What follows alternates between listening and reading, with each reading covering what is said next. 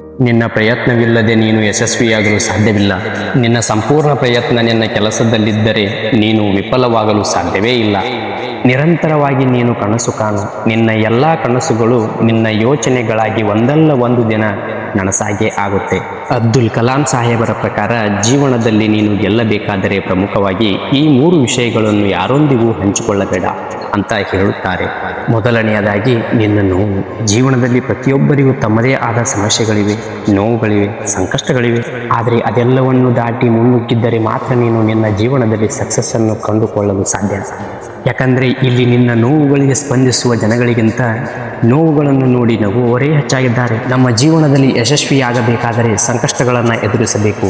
ನಿನ್ನ ನೋವುಗಳೇ ನಿನ್ನ ಯಶಸ್ಸಿನ ಮುಖ್ಯ ಭಾಗವಾಗಿರುತ್ತದೆ.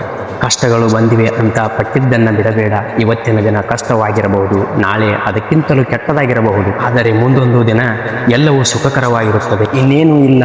ನೀನು ತಪ್ಪು ಮಾಡಿದಾಗ ಅದನ್ನು ಮುಜುಗರವಿಲ್ಲದೆ ಒಪ್ಪಿಕೊಂಡು ಸರಿಯಾದ ಮಾರ್ಗದಲ್ಲಿ ನಡೆಯುವುದನ್ನು ಕಲಿ. ಇನ್ನು ಎರಡನೆಯದಾಗಿ ನಿನ್ನ ಗುರಿ. ನೀನು ನಡೆಯುವ ದಾರಿಯಲ್ಲಿ ನನಗೆ ಕೆಲವು ಅಡೆತಡೆಗಳು ಬರುವುದು ಸಹಜ. ಹಾಗಂತ ಅಲ್ಲೇ ಸೋಲನ್ನು ಒಪ್ಪಿಕೊಂಡು ಕೆಳಗೆ ಕೂರಬಾರದು. ಅದನ್ನು ಎದುರಿಸಿ ನಿಂತು ಗೆಲ್ಲಬೇಕು. ಅದೃಷ್ಟದಲ್ಲಿ ನಂಬಿಕೆ ಇಡಬೇಡ, ಪರಿಶ್ರಮದಲ್ಲಿ ನಂಬಿಕೆ ಇಡು. ಈ ಹಾದಿಯಲ್ಲಿ ನೀನು ಗೆಲ್ಲೋದಂತೂ ಪಕ್ಕ. ನೀನು ನಿನ್ನ ಗುರಿಯನ್ನು ಮುಟ್ಟುವ ಹಾದಿಯಲ್ಲಿ ಯಾರೊಂದಿಗೂ ನಿನ್ನ ಗುರಿಯ ಬಗ್ಗೆ, ನಿನ್ನ ಕನಸಿನ ಬಗ್ಗೆಯೂ ಎಂದಿಗೂ ತುಟಿ ಬಿಚ್ಚಿ ಮಾತನಾಡಬೇಡ. ಯಾರ ಹತ್ರನೂ ನಾನು ಇದನ್ನು ಮಾಡ್ತೀನಿ, ನಾನು ಅದನ್ನು ಮಾಡ್ತೀನಿ, ಮಾಡಿಯೇ ತೀರ್ತೀನಿ, ನನ್ನ ಕನಸುಗಳನ್ನು ನಾನು ನನಸು ಮಾಡಿಯೇ ತೀರ್ತೀನಿ, ನಾನು ಏನು ಅಂತ ಎಲ್ಲರಿಗೂ ಗೊತ್ತಾಗತ್ತೆ ಅಂತ ಯಾರ ಹತ್ರನೂ ಹೇಳ್ಕೊಳ್ಳಬೇಡ. ಯಾಕಂದರೆ ನಿನ್ನ ಗುರಿಯ ಬಗ್ಗೆ ನೀನು ಅವರಿಗೆ ಹೇಳಿದಾಗ ಅವರು ನಿನ್ನ ದಾರಿಯನ್ನು ತಪ್ಪಿಸುವಂತಹ ಕೆಲಸವನ್ನು ಖಂಡಿತವಾಗಿಯೂ ಮಾಡುತ್ತಾರೆ. ಮೂರನೆಯದಾಗಿ ಯಶಸ್ಸಿನ ಗುಟ್ಟು.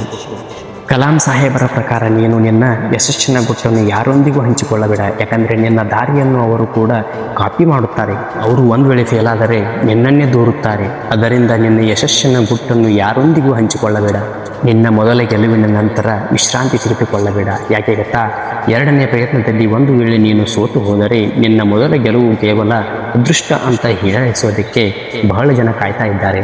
ಈ ವಿಷಯಗಳನ್ನು ನಿನ್ನ ಜೀವನದಲ್ಲಿ ಯಾವುದೇ ಕಾರಣಕ್ಕೂ ಯಾರೊಂದಿಗೂ ಕೂಡ ಹಂಚಿಕೊಳ್ಳದೇ ಇದ್ದರೆ ನೀನು ನಿನ್ನ ಜೀವನದಲ್ಲಿ ಯಶಸ್ಸಿನ ಉತ್ತುಂಗದಲ್ಲಿರುವುದು ಖಂಡಿತ.